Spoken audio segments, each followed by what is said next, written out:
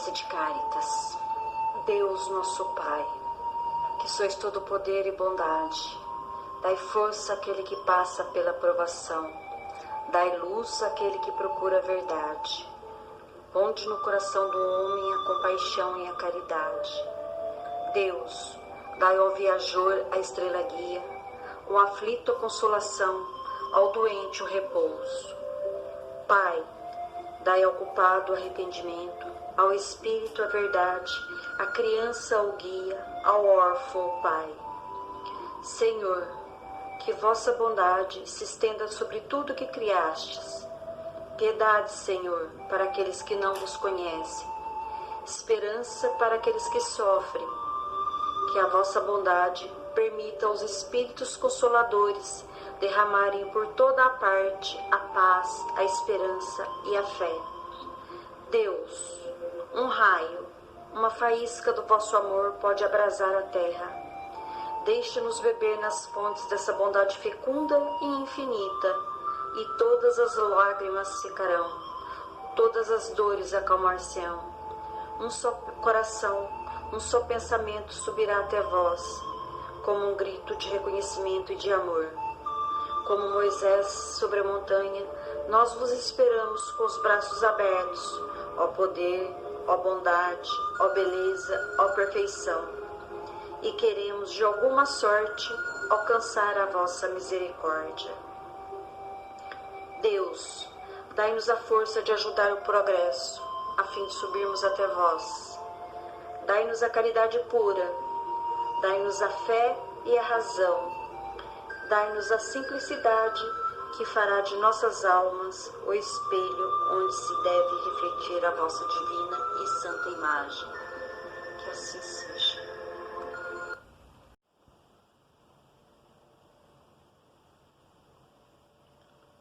Agradeço a Deus, ao nosso Mestre Jesus, pela oportunidade de trabalho que me é ofertada.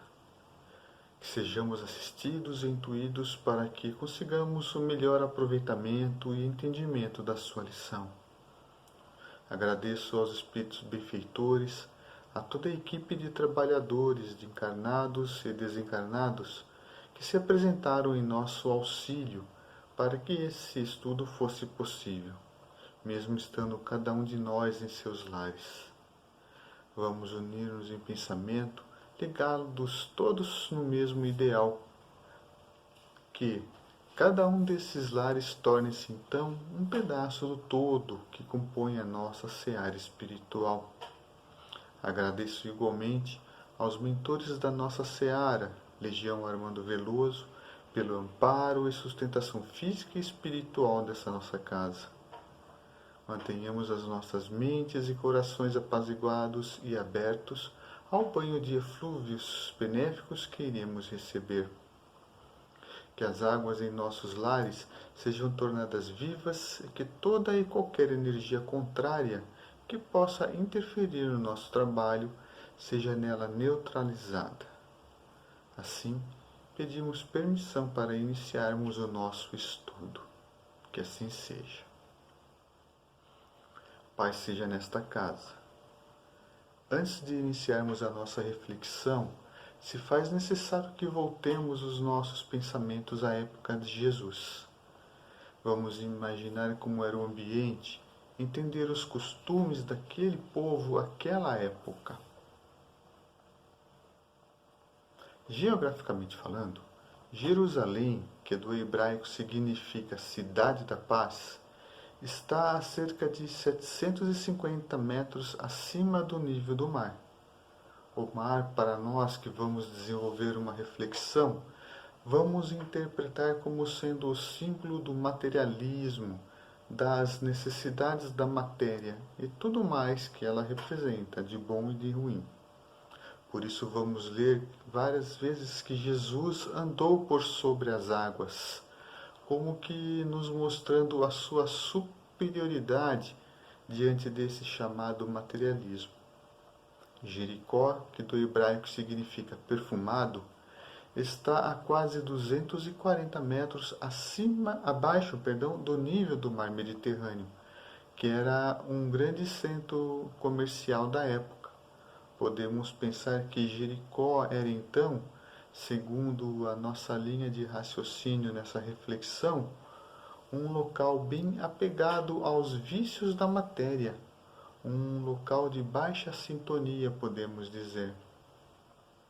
Ambas as cidades estão localizadas na Judéia, e em termos de religiosidade, Jerusalém representa uma maior proximidade de Deus, e seguindo o mesmo pensamento, Jericó, o apego aos bens que o materialismo nos apresenta. Vamos um pouco mais além em nossa reflexão. Essas duas cidades irão representar então os nossos estados de espírito, as nossas percepções quanto ao entendimento do Evangelho do Cristo e o quanto nós o aplicamos em nossas vidas. Bem, depois de feita essa breve apresentação, vamos então desenvolver a nossa reflexão. E para tal, voltemos a atenção ao Evangelho de Lucas, no capítulo 18, do versículo 35 ao versículo 43. O cego de Jericó. E aconteceu que, chegando ele, Jesus, perto de Jericó, estava um cego assentado junto do caminho, mendigando. Aqui, depois da nossa pequenina apresentação, a busca pela ambientação e significados de algumas palavras, podemos retirar um pouco mais desse versículo ao fazermos uma leitura menos superficial. Vamos ver que Jesus estava indo em direção a Jericó, o que nos faz lembrar da parábola do filho pródigo, quando o pai vai ao encontro do filho mais novo que retornava ao lar, ou seja, o pai está sempre pronto para nos atender. Então, nas proximidades dessa cidade, Jericó, na saída desta, está um cego, assentado junto do caminho, mendigando. Esse cego já se encontrava fora da cidade, ou seja, longe das influências mais diretas, mais ativas que o materialismo nos oferece, todos aqueles perfumes que nos embriagam. Conseguira ele ter superado já grandes obstáculos, superado grandes vicissitudes, mas ainda lhe faltava algo, pois estava ele assentado junto do caminho. Conseguira vencer todas as más influências daquele centro comercial e tudo o que ele representa, aqui na nossa pequena reflexão. Mas ainda lhe faltava alguma coisa, queria ele um algo a mais. Podemos pensar também no fato dele estar assentado junto do caminho como sendo uma acomodação quanto à sua situação atual. Era ele um cego que recebia lá as suas esmolas. Até certo ponto, aquilo lhe bastava, e sem precisar fazer muito ou mesmo qualquer esforço. Vamos ver que nem mesmo nome ele tinha. O chamavam de Bartimeu, cujo significado é filho de Timeu. E sabemos da importância do nome naquela época. E quantas vezes nos pegamos nessa posição de assentado à beira do caminho, de posse também de uma cegueira, mas agora de uma cegueira moral e espiritual, sem falar na preguiça, uma outra forma de entendermos essa posição. Seguindo o texto no versículo 36, e, ouvindo passar a multidão, perguntou o que era aquilo. Aqui surge a multidão, que podemos entender como sendo aquele grupo de indivíduos que já sabe da existência de um Deus, mas que ainda não o entende. Ou seja, qualquer representação de Deus que eles ofereçam, eles aceitarão como verdadeira. Eles mudarão de ideia sempre que uma nova representação lhes seja assim, apresentada aos seus desejos materiais, que satisfaçam os seus desejos materiais. Então, a ação da matéria ainda é muito intensa. Por exemplo, tenho dinheiro, poder, beleza, saúde. Por que motivo devo preocupar-me em fazer uma caridade? Já dou emprego a muitos, já não é o bastante? Teremos ainda somados a essa multidão o egoísmo, o orgulho, a vaidade e até mesmo os prováveis irmãos de encarnações pretéritas que estão trabalhando, esforçando-se para que escorreguemos nessa nossa vida. Então, seguindo o texto, e disseram-lhe que Jesus, o Nazareno, passava. Então clamou, dizendo: Jesus, filho de Davi, tem misericórdia de mim. E os que iam passando repreendiam-no para que se calasse, mas ele clamava ainda mais: Filho de Davi, tem misericórdia de mim. Mais uma breve parada na nossa leitura para mostrar a ação da multidão em nós, quando decidimos fazer aquela mudança para o nosso melhor. São as vicissitudes, os contratempos do dia a dia.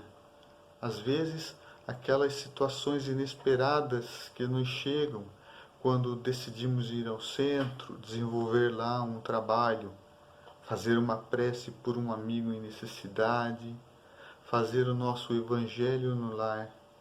Situações que nos provocam o desvio do caminho, da atenção aos ensinamentos do Mestre, o afastamento do caminho reto. Por outro lado, mostra-nos também a ação do nosso desejo de mudança. Quando o cego, sabendo que era Jesus que passava, clama por ele. E ainda mais, mostra-nos a ação da vontade de mudança, pois mesmo ele, cego, sendo abafado pela multidão, clamava ainda mais, com mais força, pela misericórdia de Jesus. Aqui podemos notar com mais nitidez que o cego já se destacava fora do grupamento chamado multidão. Podemos classificá-lo como um discípulo, porque já estava ele convicto de seus desejos, das suas vontades. Estava mais ávido pelos ensinamentos do Mestre. Sabia ele qual o modelo a seguir. Então, continuando. Então Jesus, parando, mandou que lhe o trouxessem, e, chegando ele, perguntou-lhe, dizendo: Que queres que te faça? E ele disse: Senhor, que eu veja. E Jesus lhe disse: Vê, a tua fé te salvou. E logo viu e seguia-o, glorificando a Deus, e o povo, vendo isto, dava louvores a Deus. Por outro lado, como que em oposição à multidão, teremos os nossos amigos benfeitores espirituais, e que estão sempre dispostos a nos auxiliar quando nos apresentamos para o serviço, nos levantamos. Observemos que Jesus não vai ao encontro do cego, não. Ele para e pede que o tragam. Pede dele o movimento de ida ao seu encontro, atestando assim, com esse movimento, a sua vontade de servir a Deus, a vontade soberana da alma. Busquemos depois dessa reflexão, mais tarde, na tranquilidade de nosso quarto, em O Livro dos Espíritos, a leitura da questão 909. Estando Bartimeu, o cego de Jericó, diante do Mestre, eis que Jesus lhe faz a grande pergunta: Que queres que te faça?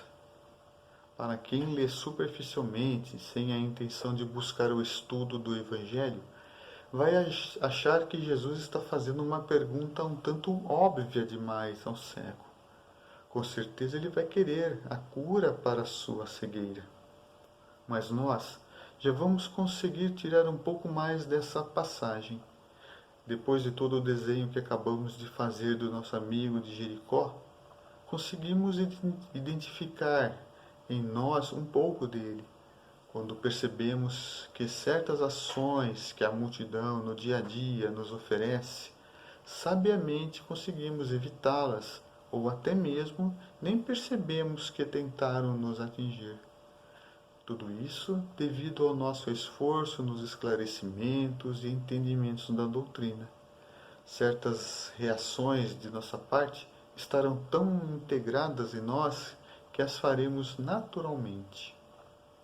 Então, que estejamos sempre dispostos a querer ver um pouco mais e que não nos conformemos com as situações de conforto. Façamos como Bartimeu, que esforçou-se em se levantar, em deixar para trás aquela situação de conforto e ir de encontro ao Mestre, e que mesmo depois de curado de sua cegueira, continuou no caminho reto com Jesus.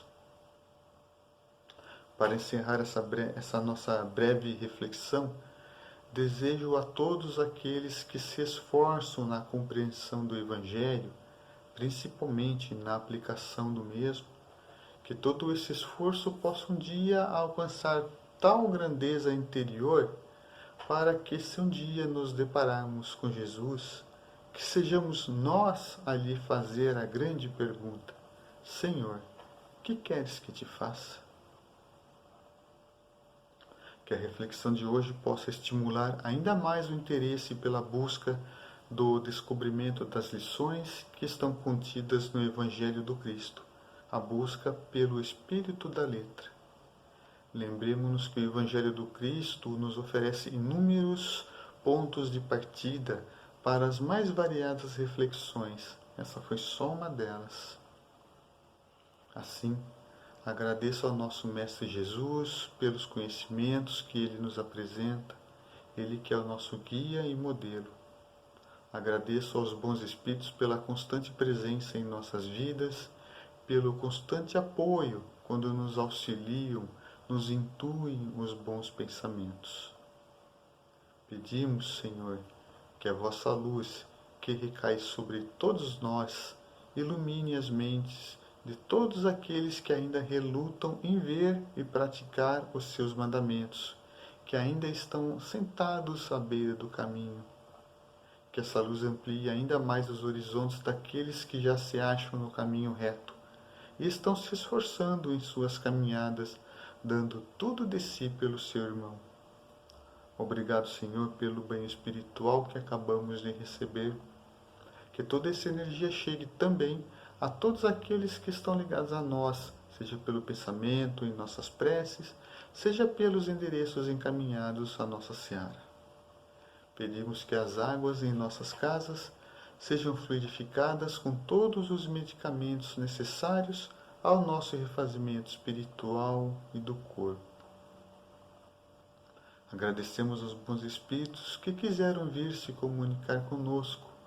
Nós lhe rogamos nos ajudar a pôr em prática as instruções que nos deram e fazer com que, saindo daqui, cada um de nós se sinta fortalecido na prática do bem e do amor ao próximo.